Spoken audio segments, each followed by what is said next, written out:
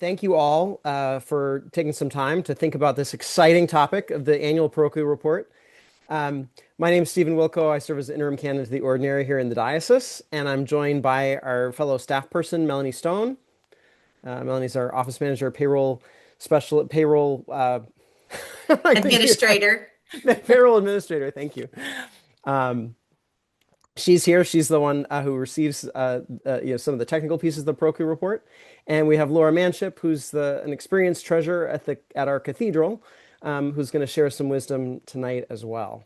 Um, Tonight we'll talk. I'll give a little bit of introductory commentary about the Parochial Report, and Melanie will give you some real clear logistical stuff. And then Laura will talk for a little bit, and we'll have lots of time for questions, and we'll get you out of here before 8 o'clock when Compline starts on the Zoom link. With that, let us pray. This is a prayer of blessing for you all, a prayer of blessing for volunteers by Meta Herrick Carlson. It is not only what you do, but how you connect and love that can transform a role or task into a gift from God. God bless your showing up and the details of your doing. God bless your willingness to fail and learn from the process. God bless your humility and humor in the heart of what you do best. God bless your duty and joy for this community. God bless your candor about what really matters to you. God bless your flexibility about the details and outcome alike. God bless your observations about who else might be invited to help. God bless your stepping back so another can participate more fully. God bless your openness to a process of becoming together. For these are the gifts of God, and so are you. Amen. Um, I know that the parochial report gets a bad rap, and there's always this time of year, clergy and wardens and treasurers are feeling like, oh gosh, there's that form I've got to fill out, and I've got to find that information, and I know it can feel like just sending it off into a void, but know that there are important things that happen with that information, and I'll just share with you. For those of you who are, church data nerds like myself, um, I will share with you here. This is available publicly on the Episcopal Church website, the General Convention website. Parochial report results, and there are all kinds of different ways that they parse out this data that they receive, and they package it up in a really beautiful picture, and my computer is going to be slow loading it. There it is. Right, so you get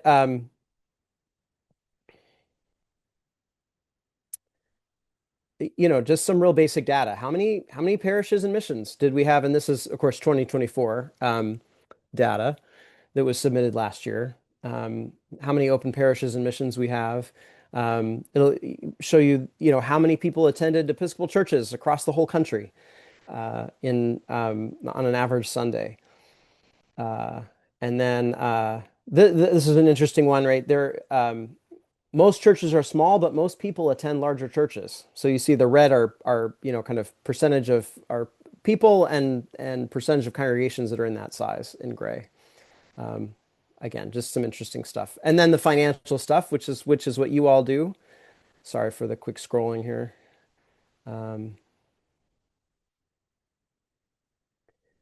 See how much total income came into Episcopal churches. I'm not gonna dwell on any one of these slides because we're here to talk about your work and how to put all that in. But I just want you to see that it does inform our work together, and it informs how the Episcopal Church creates resources and thinks about its work and assesses who we are. And if you really want to play around on this website, you can check things out. They have things that talk about each diocese in particular. So we could look at average Sunday attendance by province and diocese, and stewardship and giving numbers as well. So that's all there. And then, of course, it factors into how we think about the assessment and calculate that figure, which we do at the diocesan level. Um, so it is important work, and I know it can feel like little bits of minutia and detail, but some of you who are treasurers may be treasurers because you like that. Um, so, um, and the good news is that last year, those of you who've been doing this for a while, there were some big updates to the parochial report. This year, there are not big changes. So um, there are what we hope are going to be some helpful changes, just in terms of extra information about how to fill things out. But otherwise, I don't think there are big changes. With that, I'm going to turn it over to Melanie to talk about kind of logistics about how you get your report and get it to her. Thanks, Steven. Hi, everybody. So most of the stuff that I do on the parochial report side is definitely logistical. I am, first and foremost, if you have any trouble logging into the website, I am the keeper of all the login information for each parish. So say you go on and you put your login in, you can't remember the password. I don't have access to your passwords, but I do have the ability to go in and reset your login so that you can and send you a link and then you can go in and set up a new login so that you're able to get on to the parochial reports. I'm also the person who keeps track of the progress of the parishes and how they're doing with their parochial reports. I check in periodically to make sure that people have started. I send out reminders as the deadlines are coming closer to parishes who haven't started or haven't completed their parochial reports.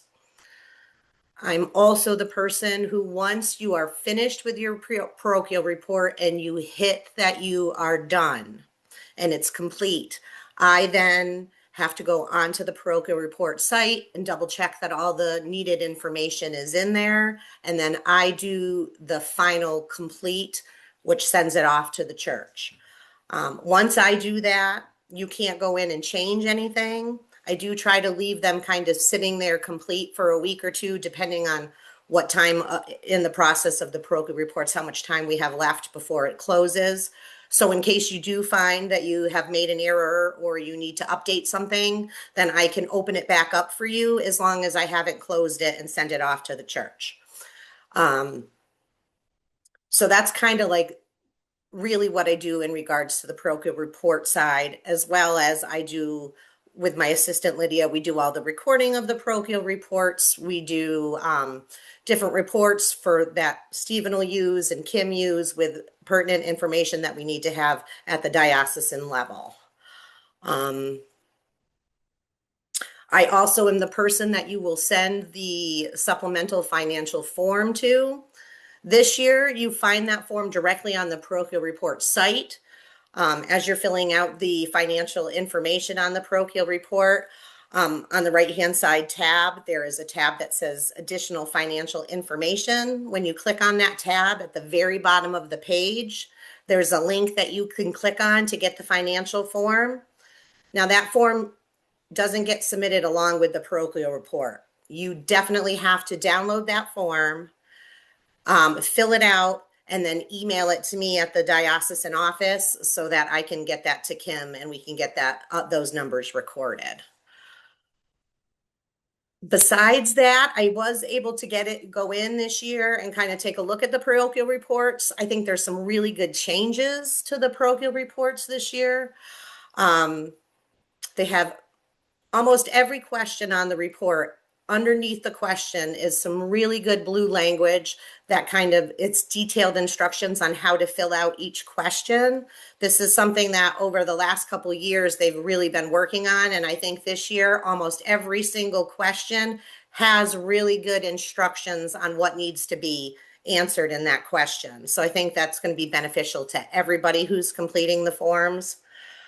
Again, I don't go in and do them. If you have a question on anything, you can always reach out to me. I might not be able to answer it, but I can find out who can answer that question for you, and get you in touch with the right person. Any financial questions that you have in regards to the parochial report or the supplemental financial form, Kim Foster's the one to reach out to. She could answer any of the financial questions that you may have.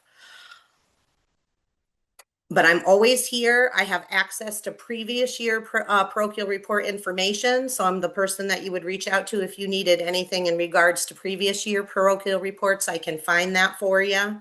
And again, any questions, if you have any problems, please don't hesitate. Reach out and I'll help out the best I can or get you to who can help you. And that's really all I do on the parochial report side. Great. Thank you so much, Melanie. You're Really appreciate all welcome. your work on that. Are there particular questions about just that logistical piece before we move on? I very quickly showed that supplemental form, which we had to add last year with the big changes so that we can get the information we need at the diocesan level. So I briefly showed that. We can look at that in more detail if you have questions. Great. All right. Laura. Up. Hello, good evening, everybody. So I'm a treasurer like you guys, but you know what? I'm a social worker by training, and social workers never have meetings without starting by going around and each person saying, I can see your names, but say your name. But I'm also curious to know how long you've been a treasurer. Or is this your first year, your 10th year? Just to give me an idea of where you guys are coming from. Plus, I like to kind of know people. So I will start. Laura Manship.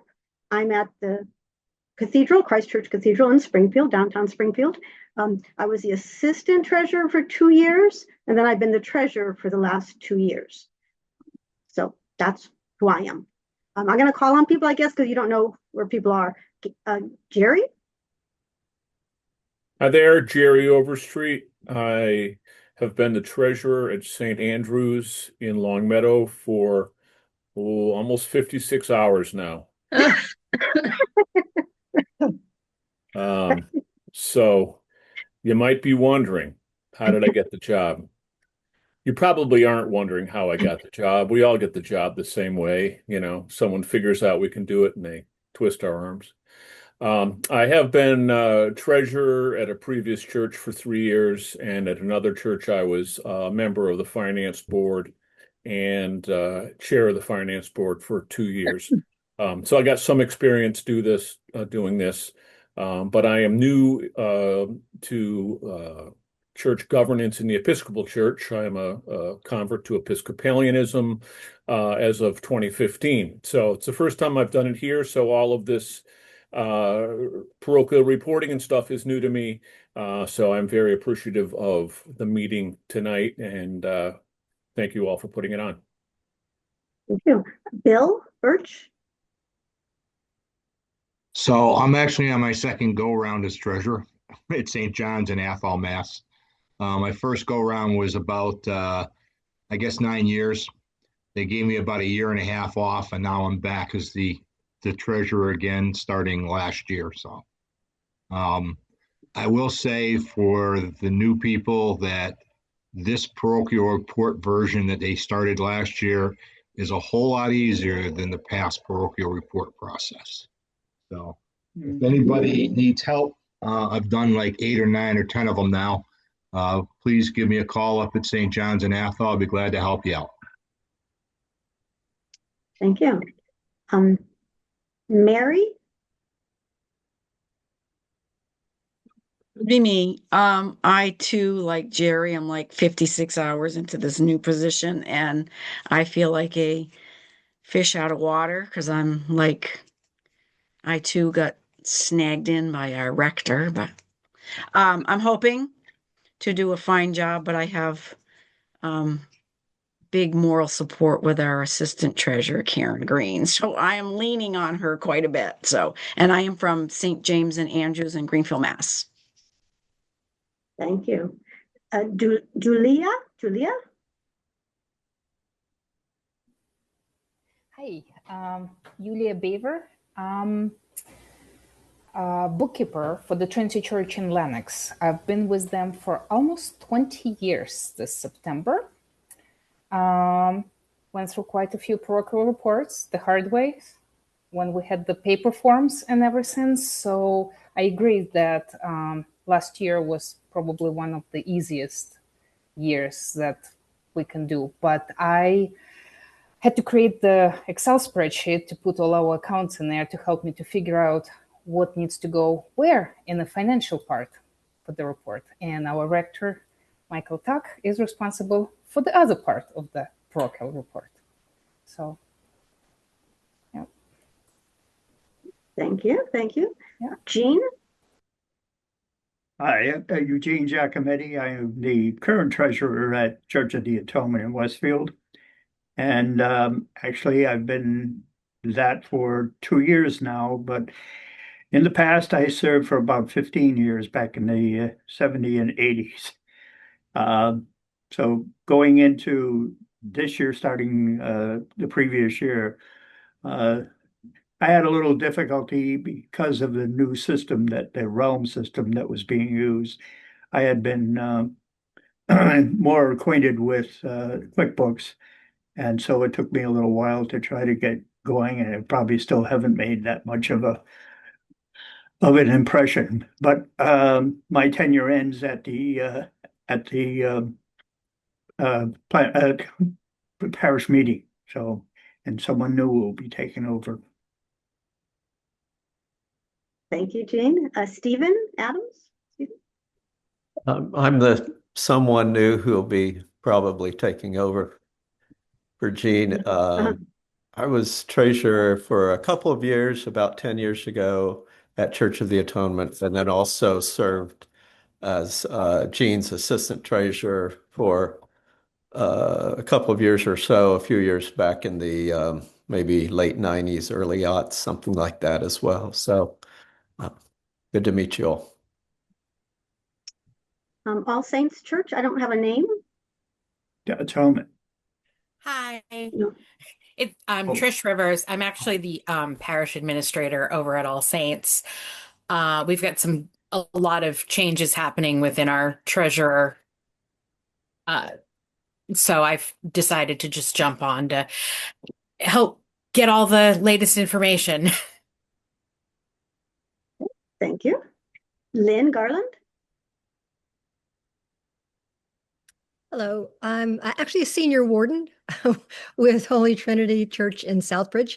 I'm actually not involved with the parochial report, but I thought I would come on so that I can be appropriately sympathetic to those who are actually. So nice, so kind. Craver?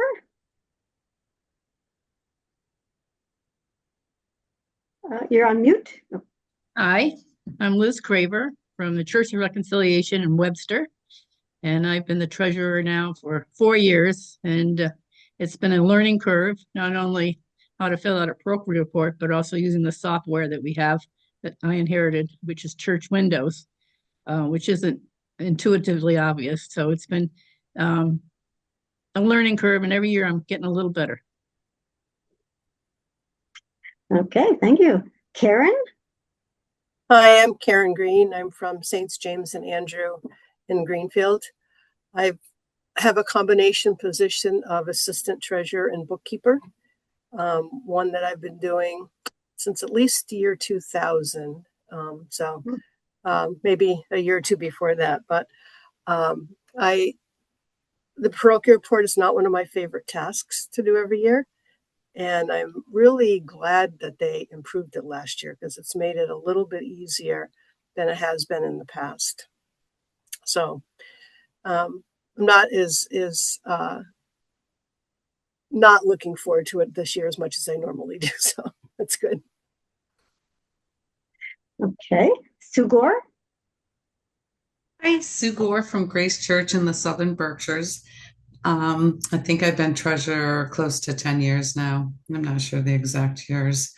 But I am also very thankful for the changes in the parochial report on the treasurer side, on the financials that happened last year. So yes, looking forward to getting it done. It's a lot easier now. Okay. Robert?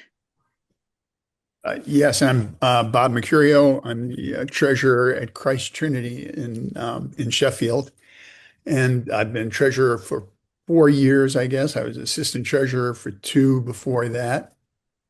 I was lied to. That's how I got the job. I was told you just have to write a few checks. They didn't say anything about the parochial report or anything else, but I'm here,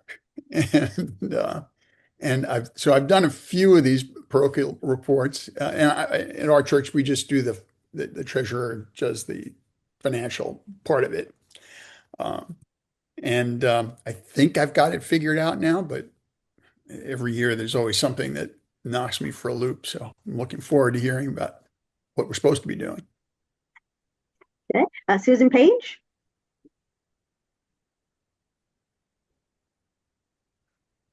I'm on my phone, so I'm a little phone challenged. Susan Howland from Holy Trinity in Southbridge. I am actually the Finance Committee Chair. Our treasurer is not here tonight, but I was the treasurer for 7 years, starting in 2013. We went half-time pastoral support, so I've done the whole parochial report for about 14 years. Super. Okay. And then the last person says Samson SMU. So I don't have a name. Anyone I haven't called on? Who's the Samson person?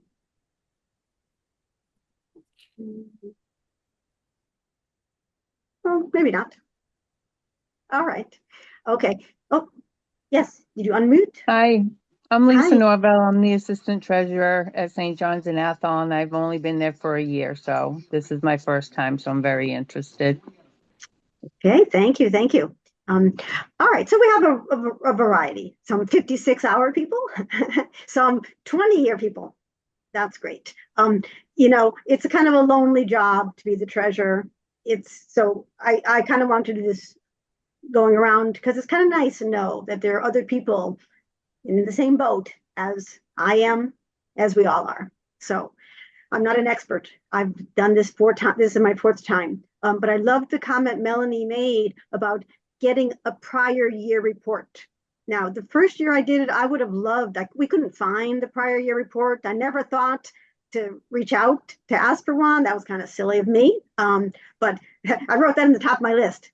Get the year before's report because you want to see what's been going on. So that wasn't on my list of things to say, but thanks, Melanie. So I find that the first thing I have to do is get the documents that I'm going to need, right? You know that you're going to need your December bank statements. So get those statements. You know they're going to ask about the 2025 pledges, how many were pledged and how much you thought you were going to get in. It's kind of an interesting question. You know how much you got in, but one of the questions, and as Melanie said or Steve said, the blue words are really, really nice. Because when I first read that, I thought they meant, okay, 2025 pledges and how much money came in. But it says, what did you think you were going to get? Okay, so get your December bank statements, get the numbers from the beginning of 2025, and then run a profit and loss report. Now, we all use different things. I use QuickBooks. Someone said they used to use QuickBooks. Now they use Realm or Church Windows or I don't know what. You need a report, right? You need to run a report from your software. It's called profit and loss in QuickBooks. I'm sure it's probably similar. It's going to be the whole year, right? And it's going to show you all your income, your revenue sources, and then it's going to show all your expense sources. So whatever your report is, get that. So once you have your data, my next word of advice is to go to the website and print out a PDF of the financial pages. And like someone just said, maybe Susan did, as the treasurer, I just do the financial pages. And this year, those are pages 5 to 8. And so you can make a PDF, print them out. So you have the blank pages in front of you because I find it very difficult to start answering questions online. You're going to want to think about it. So get the PDFs and don't put your pencil to the paper yet. Read the whole 4 pages because sometimes you think you're answering a question and then you realize 2 questions later that really was the question. So my advice is read every single question. Understand what you're going to have to be answering before you start answering any of the questions. And you'll realize when you read through the pages that there's 6 big categories. And, you know, it's easy to get lost in the weeds when we're doing technical, detailed stuff. So I like to do a big picture first. And so big picture is what you want to understand. You're going to have to answer questions about your revenue, right? You're going to have to answer gifts, grants, revenue you brought in from selling things, renting property, whatever. All your revenue is category 1. Second category is your expenses. You need to have in front of you what were your expenses for the year. And the capital expenses are separate from the non-capital expenses, right? So most of the expenses, most of the time, are non-capital, but maybe you have capital expenses. Those 2 different categories. Third big issue is cash in your savings and checking accounts. And that's why I said get your December bank statements. They're going to be asking how much cash did you have at the end of December. Fourth big category is about your endowment, if you have one. If you don't have one, just ignore what I'm going to say. If you have an endowment, you need to get the value on December 31st of 24, right? So the end of 24 and the value on December 31st of 25. And obviously what the point is, right? The next question is, did you go up or down? You know, how was your value? Did your, hopefully your endowment went up, but that's what you're trying to do with that. The end of 24's value, the end of 25's value. So that should be on your financials, and especially if you have a profit and loss report from 24, right? I mean, so I save a folder, I imagine you guys do too, of the Parochial Report for each year. So I can go to 22, 23, 24, and I can see the numbers from that year, the prior years. Okay, so that was category 4, that was the endowment. And along with that, on the endowment, there's a question, how much did you withdraw from the endowment last year? Well, again, that should be on your financials. You should be able to see, I'm just going to make it up. You took $100,000. All right. Well, then the next question is, what percentage of your endowment were you pulling down? Right. And obviously a percentage is you take what you pulled and you divide it by the whole thing and you get your percentage. And it's probably somewhere between 3 and 5%, I hope, but that's kind of the range that most people try to withdraw. So you're going to want that. And I talk really fast.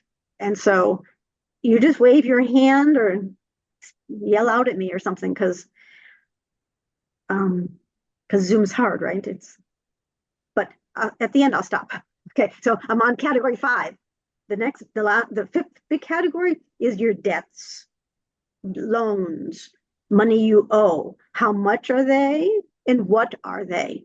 Do you have a second mortgage? Do you, I don't know, did you buy a vehicle for your church and you took out a loan or something? So debts. 6th, the last category, stands alone, and it's rental revenue and rental expenses. And again, if you don't have that, you're not going to do that section. But that is the 6th section of the Parochial Report. So once I understand what I have to get and I have the data, it's really just a matter of filling in the blanks, but reading those blue words under each one to make sure you're really answering what they're asking for. So that's a quick overview of what you're going to put into the Parochial Report. So before I talk about the supplemental report, questions on what I said?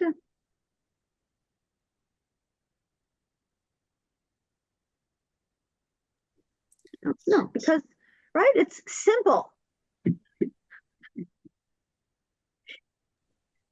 It has gotten Sue, easier. were you going to jump in? Yeah, I was just going to say, Laura, so we're all having our annual meetings right now.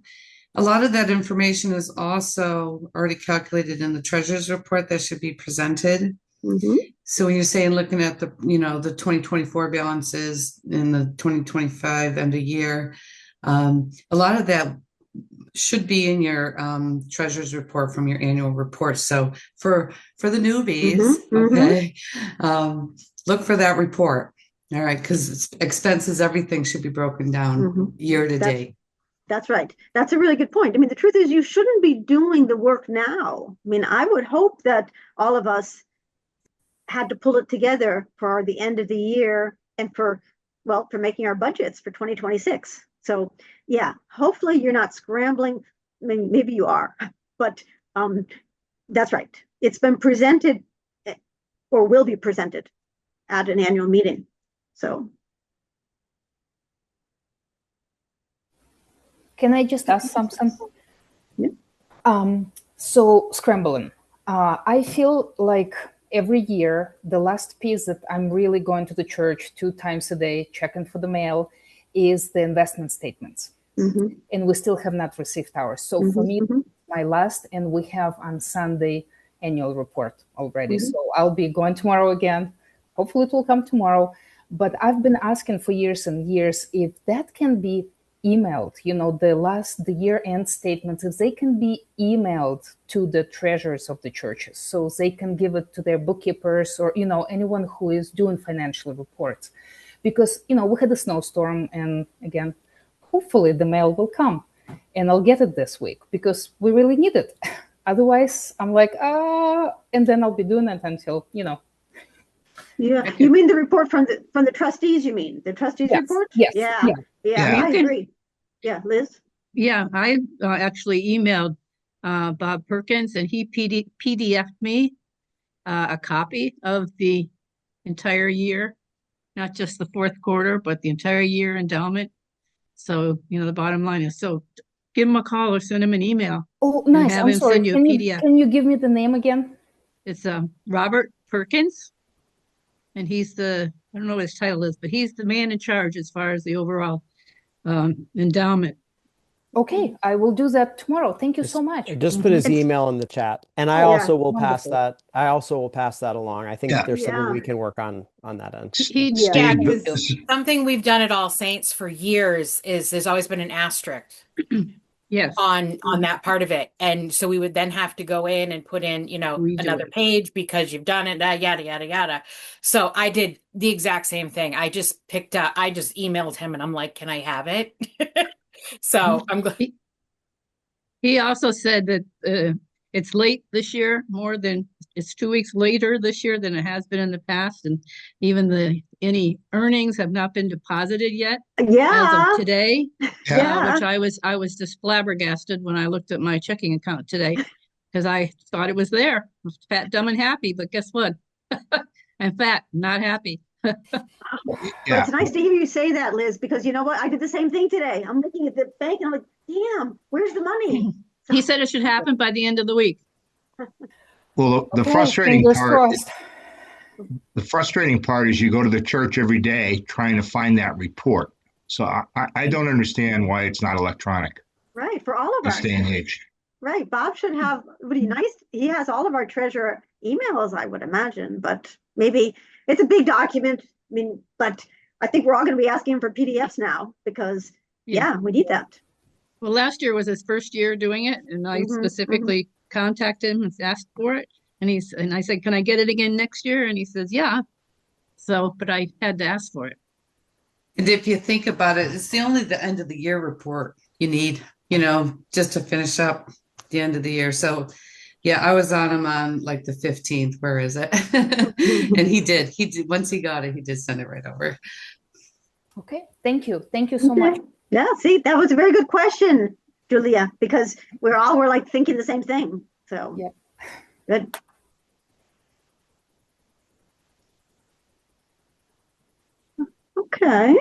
Okay.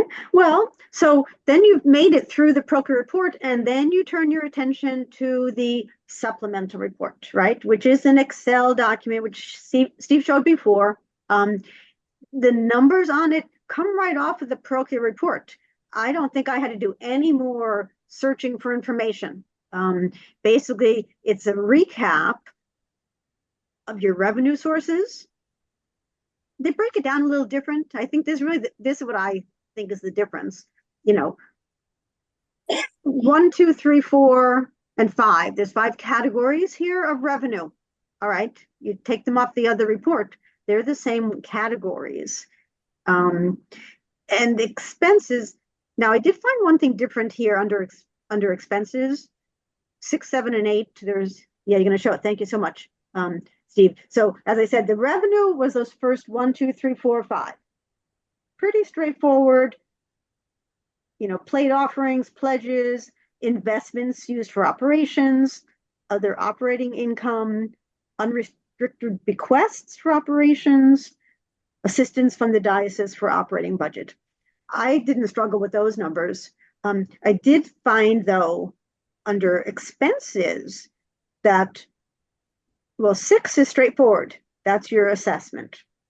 Number 7, though, outreach from the operating budget. And I read the blue words underneath it, and I made myself notes here, right? We have a loaves and fishes program, and our mission projects, our deacon stipend, I thought was interesting, was in there, and any other mission projects you have. So that was not asked, at least I don't believe so, on the Parochial Report. Well, maybe it was. But I just reiterate that that's a separate category than all other operating expenses. And if you have this form in Excel, it does the calculations. I don't remember if I downloaded it into a PDF or an Excel. I think you could do it either way.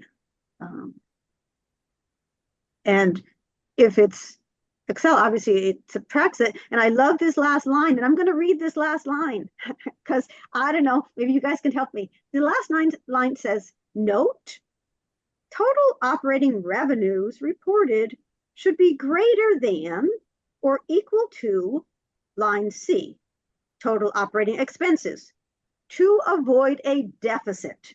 Yeah. Well. Now, what if you have a deficit? I mean, so I thought that's kind of, I don't know, wishful thinking on whoever made this form. But if we have a deficit, we have a deficit. Actually, so I don't know. I think I can answer some good. of those questions. When I became treasurer in 2013, I totally restructured QuickBooks that had been used for many, many years to try to reflect the then parochial report. So when it came to parochial report time, the information was organized in QuickBooks in such a way that it was easier to extract it for the parochial report. The big category, and this has been huge for us at Holy Trinity, is capital improvement. So if you don't track your capital improvement separately, that is not counted in your income or expense. So any money that is designated for capital improvement does not go into your revenues.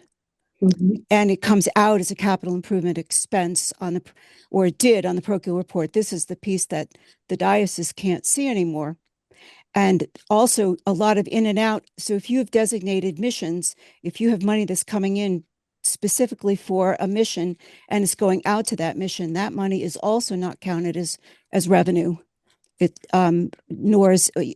counted in your overall revenue, but then it's split out. And that amount of money, capital improvements and money for missions in and out, are not a part of your assessment. However, if you do spend money if you are in a deficit situation, that money had to come from somewhere. So you had to take it from somewhere. And that money has to be accounted for somehow.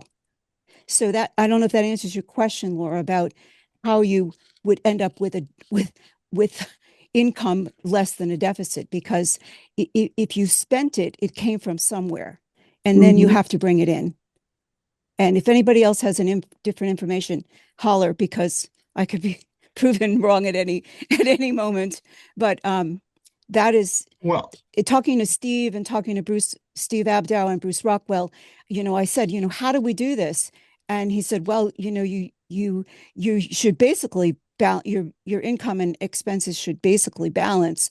But, if you had to take money out of savings or out of endowment, then you have to count that as income. So when it goes into the endowment fund, for instance, it's not counted on your parochial report as income. It goes straight to the endowment fund. When you withdraw it, it is then income to the parish, and you must account for it at that particular time. So I think that's the trick is if you spent the money, it had to come from somewhere, and the parochial report is trying to discern where that is coming from. Melanie, maybe if you have a different thought on that, or Steve, could you stop sharing so we can see people's faces a little better? Thank you. Thank you. Yeah, so I have a thought on that. Bill Birch from St. John's. We're projecting a deficit this year. We can afford the deficit this one year because we have a fair amount of money in our operating budget right now. So at the end of the year, it's likely next year when we do the parochial report that I will have a deficit. And I don't plan to bring money out of my investments to cover that because I don't need to. Right. So you could, right. That's kind of what my thought was. You could have a deficit. I could also be wrong on this, but I think the guidelines for your budget say that you're not supposed to present a budget that has a deficit in it. But I think that's not a good idea. And so I don't do that. I'm honest with my vestry, and I explain to them every once in a while we have a year where it looks like we may be running a little bit of a deficit. And I tell them up front, this is what could happen this year. But same here at Holy Trinity. I am, as the treasurer, I said, I will not sleep at night if we have a deficit budget, and therefore we can't have a deficit budget. We have to do something. But what we have done is when we've had free cash in our checking account, we hold that money in reserve to cover the deficit budget, as you said, for a one-off, because you can't do that over and over and over without any other pot of money to draw. But if you have not counted the money in your savings account as income for year X, then you need to bring it into your operating budget to cover your deficit. That's what Steve Abdow told me to do. So he was my boss for 7 years. love him to death. He's now sailing in Dartmouth. So, he's not here, but that's what I was told to do, is that you do not have to count money that you have not spent on the parochial report if it's in savings, if you've put it away in savings. But then when you draw it out, just like the endowments, when you draw it out, then it must come into your operating budget and is accounted for on the parochial report. And I would love, if we need to do it differently, or if I'm wrong, or no, I can confirm this with Kim, but in our office, but that's my understanding as well, is that's it's just, I think Bill, to your point, I think it's really important that you all are communicating clearly a deficit when you're drawing down on savings, but somewhere in that budgeting document, you need to say, and that is paid for by X, right? And that's the piece that has to be accounted for here. So why can't that come out of my operating budget if I can afford it? It can, but if as long as you reported the income in a prior year. So if you reported a surplus in a prior year, which I was told, don't do that, because why would you want to do that? You just put it into savings. If you didn't spend it, you don't have to count the income. So I'm very confused by that idea. I think if you have income, it's income, and in a given year, you could have 5% more than you needed, but you just need to declare the income. You have it. Right. And I think you pay the assessment on it on the year it comes in. You don't squirrel it away for 10 years and then say, okay, it's income because we're paying it out. That doesn't make any sense. Well, in actuality, most churches aren't putting any money away in like that. You're right. You're probably correct. I don't know. I just was told if you haven't spent it, you don't have to account for it as income. And I said, I can be proven. If that's wrong, just holler. I will seek clarification on that, and that would be great. Yeah, that would be helpful. And also, if you could get clarification on the I forget who it was that mentioned that funds donated for missions and capital expenses, if they go out, don't count toward the assessment. I'm pretty sure we're paying the assessment on all that. And I would love to be able to tell the finance board that we don't have to if that's the case. Go to the old parochial report instructions. They are excellent. They are, I know there's good stuff in the new one with the little blue highlights and all, but they give complete examples about what you need to report on the parochial report and what you don't. And on the old parochial report, it specifically said income that was spent for capital improvement. And then that is not counted as part of your assessment. It's sort of like in a business, what is I'm going to blank out how you finance large capital expenses over time. The IRS does not make you do that in 1 year. You do it over time. Appreciate it. Depreciate. Thank you. Senior moment, senior brain. But we're on Yeah, a you depreciate. cash basis. We're not on an accrual basis. So Right. I don't think that works. For the parochial report, I think it does. We're on a cash basis too, but it's Sugor, you were going to jump in. Yeah, I just wanted to say, because our assessment went up kind of big time. But anyways, all revenues coming in are assessed. I confirm that because we have a lot coming in for outreach with Gideon's Garden and our pantry that we have. But I was told all revenues coming in are assessed.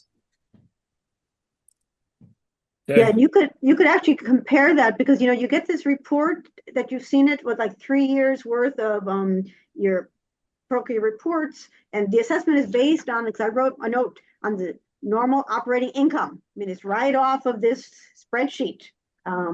And so, yeah, it's the income, but it's not what we call transfer accounts, right? And I think that's what Susie was talking about. If money's coming in just for our drop-in center, not for our budget, money comes in for the drop-in center, it stays in the drop-in center. That's what it's used for. And we have a number of accounts like that. We have a music fund. Money comes in just for the music program. That's not part of the budget.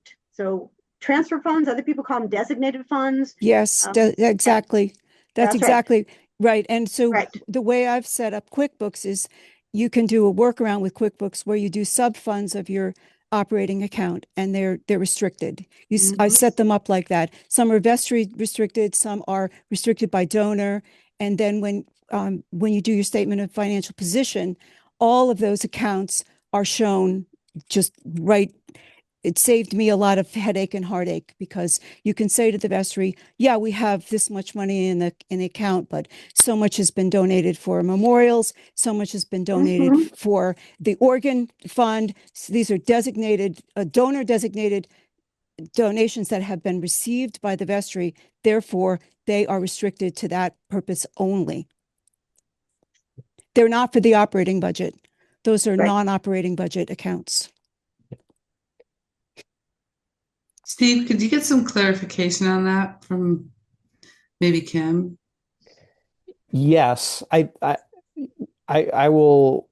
Yeah, I think this is. I mean, this is my understanding, having had that conversation, is that yeah, if it's flowing through your operating budget, it's revenue. But if it's really separately designated, it's the level of designation and for what is the key question there. I can try to get some clarification on that.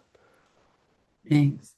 I mean, and I'm just conscious. I appreciate it, but it sounds kind of goofy because, for example, we have a music budget line item for the year, and some of the operating funds flow there. But if we wanted to, we could just say, yeah, we don't have that budget line, but people just contribute to that, and that would avoid the assessment. It doesn't make any sense.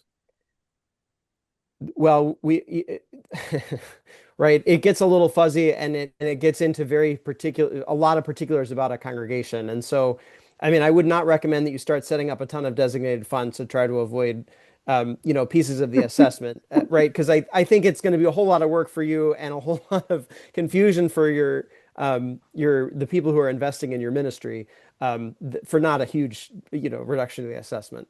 And it is our common ministry. I will get some clarification and send this out, but I'm also really conscious of time. So I want to we kind of have an 8 o'clock deadline so that we can move to Compline on this Zoom link. Are there, Laura, I wanted to give you just a minute or two. Anything else you wanted to drop in there, wrap up with? No, but I love the comments and the questions, because actually we all have comments and questions, right? I mean, we might say it's simple, but it isn't. So no, thank you for sharing, and good luck to us all. How's that? Yeah. I really hate to cut the conversation short with all of this, because I think this is really good to be talking about and to get clarity. And I will seek some of that and get it out to our folks. And Vicki will help me with your contact information.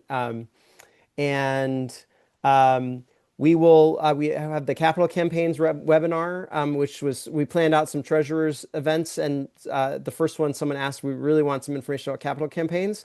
So that's Monday, February 9th, and Vicki has popped that link into the chat.